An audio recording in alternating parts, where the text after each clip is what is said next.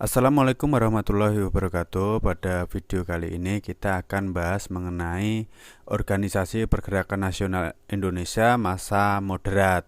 Nah, materi mengenai Organisasi Pergerakan Nasional Masa Moderat ini bisa kalian dapatkan ketika kalian duduk di kelas 11 untuk materi sejarah peminatan. Pada video kali ini kita akan bahas 3 organisasi pergerakan nasional pada masa moderat, yakni Partai Indonesia Raya atau Parindra, kemudian ada Gerakan Rakyat Indonesia atau Gerindo, dan ada Gabungan Politik Indonesia atau GAPI. Mari langsung saja kita bahas materi secara ringkas, lugas, dan semoga jelas. Masa moderat ini tidak bisa dilepaskan dengan kondisi Hindia Belanda saat itu, yakni sejak tahun 1930, organisasi pergerakan nasional itu yang awalnya bersifat non-kooperatif berubah menjadi moderat, yakni menggunakan taktik kooperatif atau mau bekerja sama dengan pemerintah Belanda.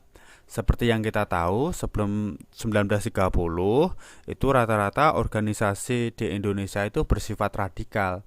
Contohnya saja PNI-nya Soekarno dan PKI. Latar belakang organisasi pergerakan nasional berubah menjadi moderat antara lain. Yang pertama adalah terjadinya krisis ekonomi Malaysia tahun 1929.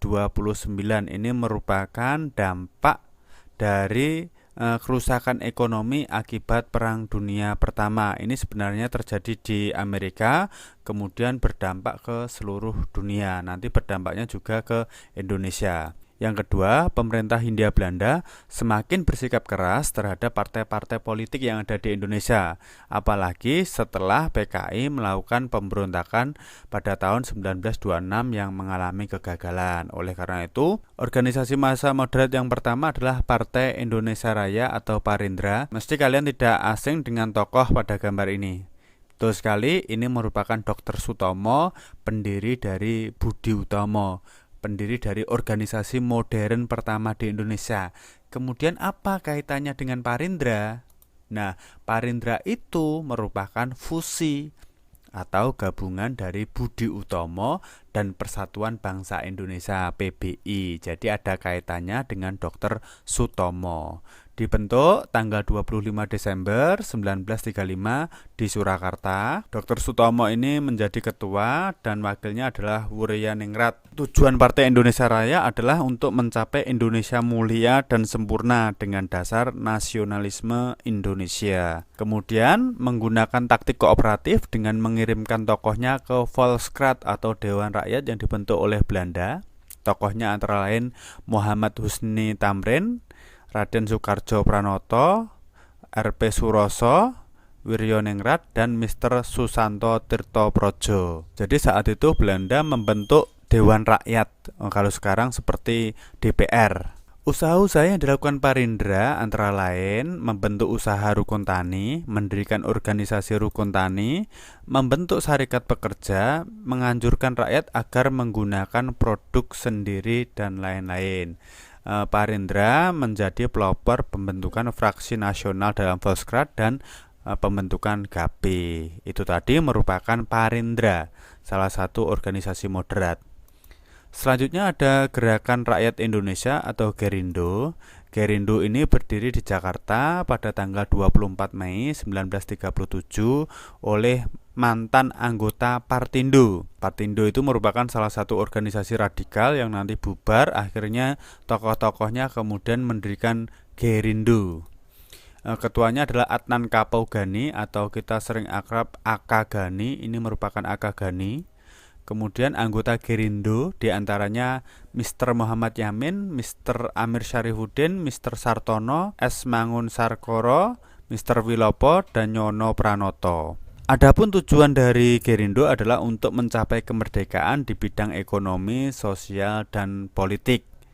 Tapi ini kemerdekaannya secara bertahap, tidak merdeka secara langsung. Partai ini berhaluan nasional anti-fasis, karena saat itu sedang berkembang semakin menguatnya fasisme yang ada di Italia, Jerman, dan beberapa negara di Eropa lainnya. Gerindo menggunakan taktik kooperatif, yakni mau bekerja sama dengan pemerintah Hindia Belanda. Selanjutnya ada Gabungan Politik Indonesia atau GAPI, dibentuk pada tanggal 21 Mei 1939 di Jakarta, merupakan gabungan dari berbagai organisasi, yakni ada Gerindo tadi, Parindra, Pasundan, Persatuan Minahasa, PSII, dan Persatuan Partai Katolik atau PPK. Faktor yang mendorong dan mempercepat terbentuknya GAPI adalah satu, kegagalan petisi Sutarjo. Sutarjo ini menginginkan Belanda memberikan Indonesia kemerdekaan secara beransur-ansur. Kemudian petisi Sutarjo ditolak oleh pemerintah Belanda karena Belanda menganggap bahwa Indonesia belum siap. Kegentingan internasional akibat timbulnya fasisme. Fasisme itu cinta tanah air yang berlebihan.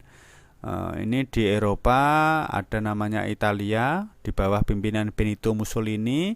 Di Jerman ada Partai Nazi yang dipimpin oleh Adolf Hitler. Di Jepang ada Kaisar Hirohito. Ini semakin terancam dengan bahaya fasisme. Selanjutnya, sikap pemerintah yang kurang memperhatikan kepentingan bangsa Indonesia. Ini merupakan berbagai faktor yang mendorong terbentuknya GAPI.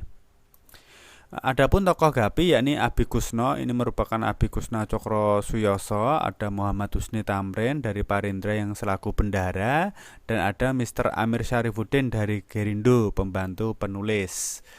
Tuntutan GAPI itu terkenal adalah Indonesia berparlemen. GAPI menganggap bahwa Volksraad itu masih kurang bagi bangsa Indonesia, karena Volksraad itu yang menunjuk adalah pemerintah Hindia Belanda.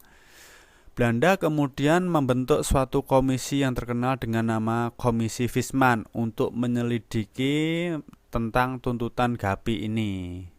Adapun tugas dari Komisi Visman yakni bertugas untuk menyelidiki dan mempelajari perubahan ketatanegaraan yang diinginkan bangsa Indonesia. Hasilnya ternyata bahwa Indonesia masih ingin tetap berada dalam ikatan kerajaan Belanda. Berdasarkan hasil Komisi Visman, maka tuntutan GAPI tidak bisa terwujud. Demikianlah materi mengenai Organisasi Pergerakan Nasional Indonesia pada masa moderat. Semoga bermanfaat. Mohon maaf apabila ada kesalahan. Wassalamualaikum warahmatullahi wabarakatuh.